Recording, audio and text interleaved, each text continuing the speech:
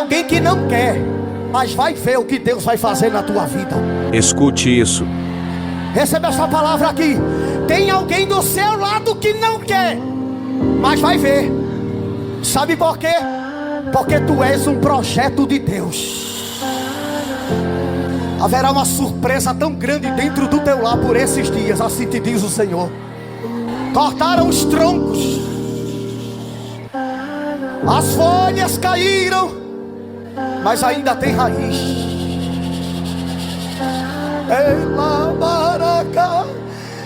Ainda tem raiz e ao cheiro das águas. Ao cheiro das águas,